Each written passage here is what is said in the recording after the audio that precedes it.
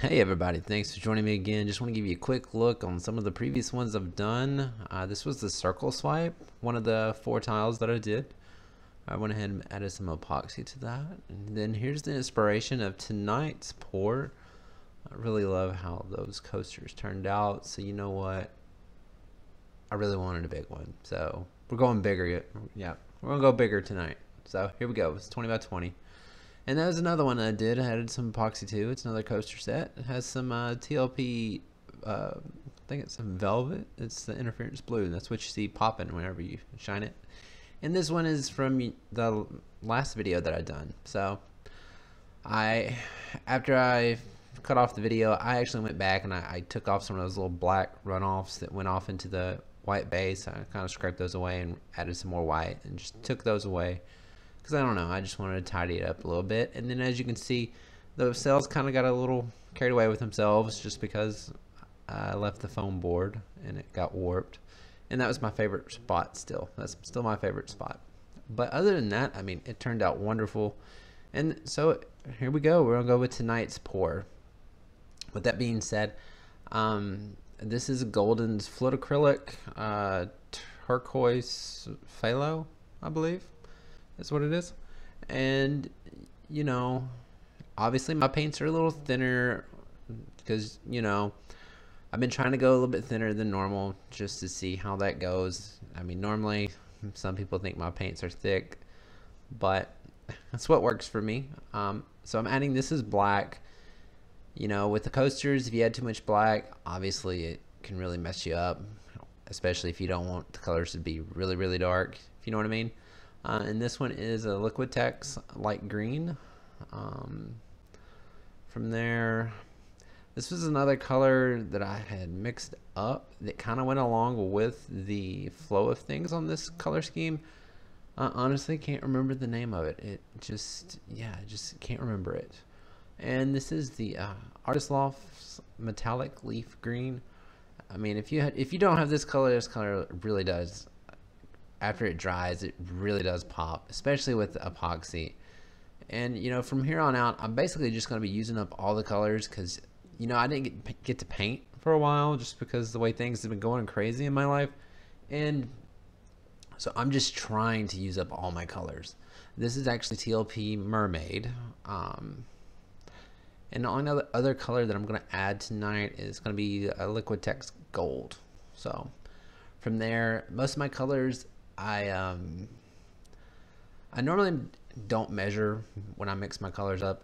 I just I add, like, it's hard to explain. I just basically get a popsicle stick, get a couple I don't know dollops or a couple, just picking it up out of the canister and putting it into these little tubs, the condiment tub things I have, and then I just add Josania's gloss varnish to it until it gets to the consistency that I like, and then I add in my paint, and then so it's kind of hard for me to tell you what ratio it is. I know normally if I were to measure it, it'd be 2-to-1, like ultra deep base to Josania varnish, and then I would add some paint. And from there, if it was thinner or too thick, I would add either A, some more Josania varnish, or B, you can actually just add American Floetrol to thin it out. And that way you can kind of save on your varnish, because that's more expensive than you can get a whole gallon of US Floetrol for what, 15 bucks? So that's just another cheap way to thin your paints out. And then from there, I'm going to have black and white cell activators tonight. Those I actually do measure out every single time. I haven't got that good, I guess, judging that. I mean, I probably could get it without measuring, but I just prefer to measure my cell activator.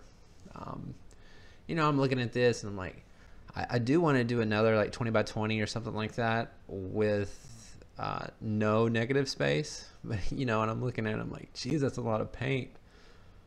And for me, having to mix up that much paint, it's just, I don't know about you all, but for me, mixing up a lot of paint, especially like pigments and everything, it just takes so long, and it just really really does, it just kind of puts a bad taste in your mouth, at least for me. But I am going to do one of those. I really want to do you know, I've done a couple of those red, black, and gold ones, but you know, they've sold, so I don't have one for myself. And so I might do a bigger one. That way I can keep it. If maybe, don't know. I might decide, since it's kind of has some of the school colors that I work at, maybe I can, you know, use that at somebody's office or something. So again, cell activators, white and black. It's the same cell activator I used in my previous video, so it is older. But it is like 3-to-1 Aussie Floetrol to paint. The white is Amsterdam's titanium white. The black is Amsterdam oxide black.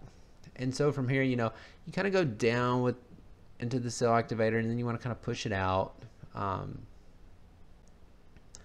you know, for the most part, from here, what I'm trying to do, I mean, it's kind of hard. For me, it's hard to do. Probably for some of you that are real good with hair dryers. Obviously, I don't have to use a hair dryer in my normal hair, you know, so I never get to use a hair dryer that much unless I'm doing something like this. Is that it's, I don't know, I feel like I mess up stuff. So I come down with this, and that's why I left it, is once you use the blow dryer, you have puddles of cell activators. So you want to kind of blow down on those, or blow down and out, to try to break it up, get you some more cells, and you know, just kind of break up the paint. I know some people, they get straws to do it, or whatever device. I mean, I don't, normally it's straws is what I see, or they have like a, I don't know what it's called, like an air compressor type paint gun, if that makes sense. But also another thing that I'm going to try to do is, so somewhere, some of the places you're going to see, I didn't blow the paint, like right there. It didn't blow the paint with the hair dryer. I didn't do it. So I'm going to try to come down here and just blow it out. That way it kind of breaks up that line look, or the, just kind of, I don't know, kind of mesh it together a little bit, and not so much where it looks like it was just lines, you know what I mean? So that's also what I do whenever, after I do all that. Normally I don't keep it in there in the video, just because, I mean, to me that's kind of like a dead zone. So I normally just take that out. And so here's the fun part. Let's play Wheel of Fortune and spin it out. I mean, this is the best part right here, is spinning them, right? And from here, you know, a little bit, this is the same, I have the same setup as I did in my last video.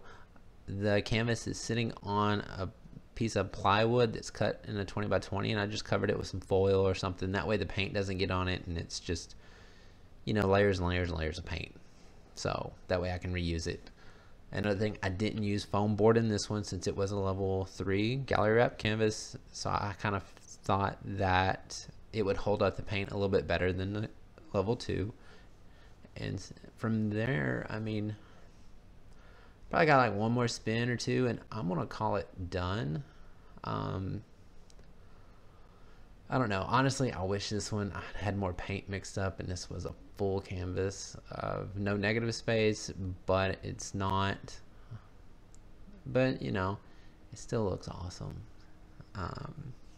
So right now I'm just kind of admiring it. I'm trying to see if there's some areas that I might need to touch up a little bit before I spin it.